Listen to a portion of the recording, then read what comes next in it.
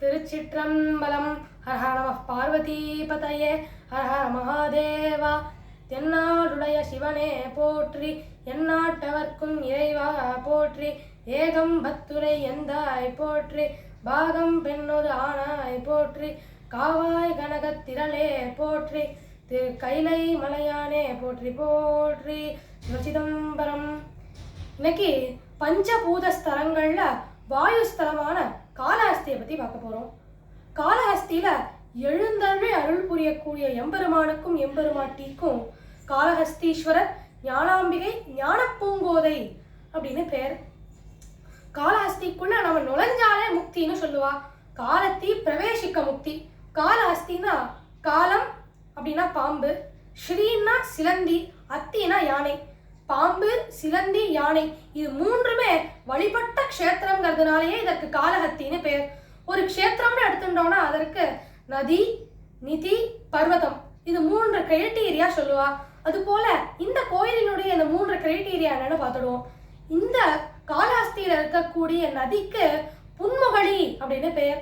கண்ணப்ப நாயனாருடைய சரித்திரம் தெரிஞ்சவாளுக்கெல்லாம் இந்த பொன்முகழி யாரும் தெரிஞ்சிருக்கும்.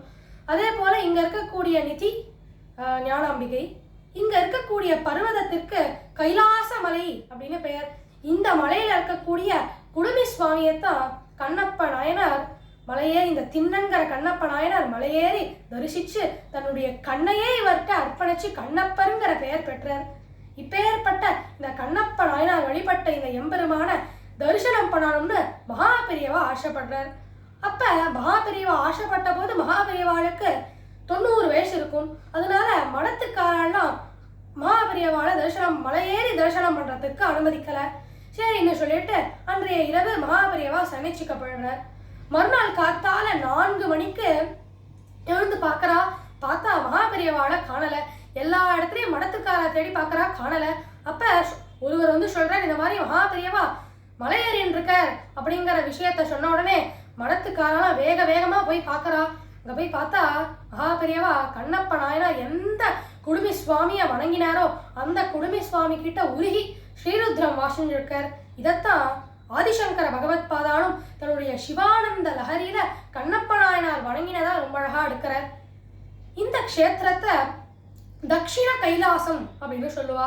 இங்க ஓடக்கூடிய ஆற்றிற்கு ஸ்வர்ணமயி அப்படின்னு பேர். இங்க இருக்கக்கூடிய சிவபெருமானையும் அம்பாளையும் நம்ம செவிச்சோம்னா நமக்கு அஷ்டமா சித்திகளும் கிடைக்கும்னு சொல்லுவா. நம்ம எல்லாருக்குமே நக்கீரரோட சரித்திரம் நம்ம கேள்விப்பட்டிருப்போம். சிவபெருமான் நக்கீரனை தன்னுடைய நெற்றி கண்ணால பஸ்மமாக்கின போது அவர் பொற்றாமரை குளத்திலிருந்து கைலை பாதி காலத்தி பாதி பாட்டை பாடுறார். அப்ப சிவபெருமான் அவருக்கு அனுகிரகம் பண்ணி, நீ காளஹஸ்திக்கு போய் என்ன தரிசனம் பண்ணு, அப்ப உன்னுடைய நோயை நான் தீர்த்து வைக்கிறேன் அப்படின்னு சொன்ன போது நக்கீரர் காளஹஸ்திக்கு இங்க இருக்கக்கூடிய காளஹஸ்தீஸ்வரரை தரிசனம் பண்றார். அப்ப அதனாலதான் இன்னைக்கும் நம்ம காளஹஸ்திக்கு போனோம்னா நக்கீரருடைய சிலை இருப்பதை நம்மளால தரிசிக்க முடியும். இந்த காளஹஸ்தீஸ்வரருக்கு எத்தனையோ சிறப்புகள் இருக்கு. முதல் சிறப்பு, இவர் தீண்டா திருவேணி. இவரை நம்ம எப்போதுமே ஒரு தங்க கவச்சத்தோட தான் பார்க்க முடியும். அந்த தங்க கவச்சத்துல 27 நட்சத்திரங்களும் இருக்கிறதையும் நம்மளால தரிசிக்க முடியும். இது நமக்கு என்ன உணர்த்துறதுன்னா, சிவபெருமான் இந்த 27 நட்சத்திரங்களுக்கும் அப்பாற்பட்டவர்ங்கிற கருத்தை நமக்கு உணர்த்துறது. அது மட்டும் இல்ல, இந்த சிவபெருமானினுடைய லிங்கத்தை நம்ம க்ளோஸா பார்த்தோம்னா அந்த லிங்கத்தினுடைய மேற்பாகத்துல பாம்பை நம்மளால பார்க்க முடியும்.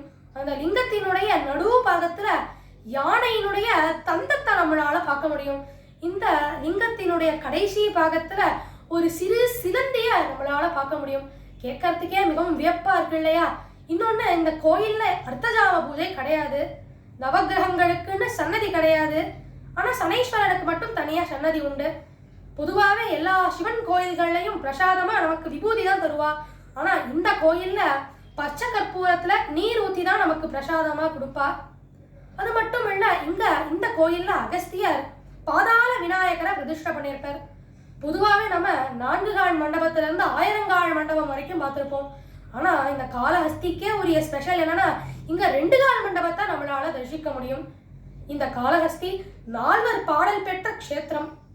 இந்த இடத்துல திருஞான சம்பந்தர் இந்த காளஹஸ்தியில இருந்தபடியே கைலாசத்தை தரிசிக்கிறார். காளஹஸ்தியில இருந்தபடியே கேதாரத்தை தரிசிக்கிறார். காளஹஸ்தியில இருந்தபடியே கோக்கர்ணத்தையும் தரிசிக்கிறார். இந்த காளஹஸ்தியோட அதிசயம் என்னன்னு பார்த்தோம்னா, இந்த சிவபெருமானினுடைய சன்னதிக்கு வெளில இருக்கக்கூடிய தீபத்தினுடைய ஜோதியானது அசைஞ்சுண்டே இருக்கும். இது என்னன்னு, இது எதனாலன்னு பார்த்தோம்னா, இந்த க்ஷேத்திரம் வாயு க்ஷேத்திரம் தானே. வாயுவானது ஜோதி மேல பட்டா அசையாது இல்லையா, அசையும் இல்லையா, அதனால தான் அந்த ஜோதி அசைஞ்சுட்டே இருக்கு. இது இந்த க்ஷேத்திரத்தினுடைய மிகப்பெரிய அதிசயமாவே இருக்கு. அடுத்து இங்க எழுந்தவனே அருள் புரியக்கூடிய அம்பாளான ஞானாம்பிகை பத்தி நம்ம இப்ப பார்ப்போம். இந்த ஞானாம்பிகை மீனாட்சி அம்மன் கோயில இருக்கக்கூடிய மீனாட்சியை போலவே கிழக்கு திசையை நோக்கி நின்ற கோலத்தோட நமக்கு காட்சி அளித்து அனுகிரகம் செய்யறா. இங்க நம்மளுடைய ஆதிசங்கர பகவத் பாதாள் வந்தபோது அம்பாளினுடைய திருவடிகள்ல அர்த்தமேருவ பிரதிஷ்டை பண்ற. இங்க இருக்கக்கூடிய அம்பாளினுடைய ஒட்டியானத்துல நம்மளால கேத்துவை பார்க்க முடியும். அது ஏன் சுவாமி அம்பாளினுடைய அந்த ஒட்டியானத்துல கேத்து இருக்காருன்னு பார்த்தோம்னா, இந்த அம்பாளுக்கு ஞானாம்பிகைன்னு பேர். தன்னை தரிசனம் பண்றவாளுக்கு ஞானத்தை அள்ளி கொடுப்பவள். கேத்து ஞானகாரகன், அதனால தான் கேத்து அம்பாளினுடைய உத்தியானத்துல இருக்கலாம். அதே போல இந்த அம்பாளினுடைய வாகனம் சிம்மம். இப்பேற்பட்ட இந்த காளஹஸ்தீஸ்வரரை தரிசனம் பண்ணி நம்ம எல்லா பாப்பங்களையும் போக்கி அம்பாளினுடைய அந்த அனுகிரகத்தினால நலம் பெறுவோம். திருச்சிற்றம்பலம். சிவசிதம்பரம்.